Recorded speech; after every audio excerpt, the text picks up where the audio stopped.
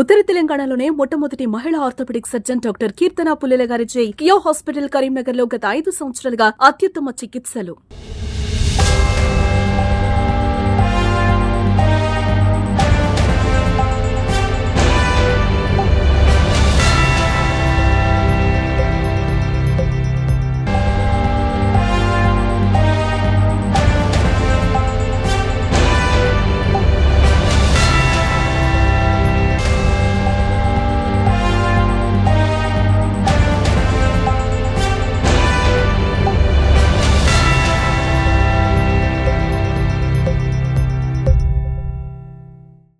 తెలంగాణ రాష్ట్ర వ్యాప్తంగా ఉన్న కార్మికులందరూ కూడా మేడే శుభాకాంక్షలు.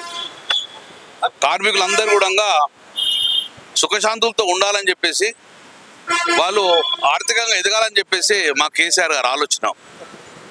అందుకే ఈరోజు తెలంగాణ రాష్ట్రంలో ముఖ్యంగా దయనీయమైన పరిస్థితులు ఉన్నది ఆటో కార్మికులు. ఆ రోజు కూడా కేసీఆర్ గారు తెలంగాణ రాష్ట్రం వచ్చిన తర్వాత, తెలంగాణ కొత్త ప్రభుత్వం ఏర్పడిన తర్వాత మీ యొక్క లైఫ్ ట్యాక్స్ మొత్తాన్ని కూడా మాఫీ చేస్తామని చెప్పడం అనేది ఒక గొప్ప నిర్ణయం ఆ రోజు కేసీఆర్ తీసుకున్నారు. తదనంతరం లైఫ్ ట్యాక్స్తో పాటు 5 లక్షల బీమా కూడా సౌకర్యం కల్పించారు ఆ రోజు.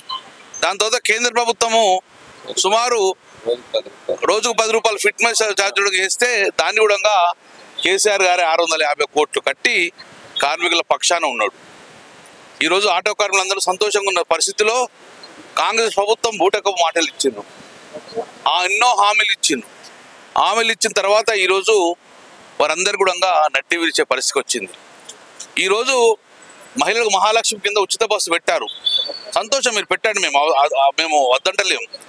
కానీ ఎక్కువ శాతం ఆటోల వల్ల మహిళా సోదరులు పోయేవారు.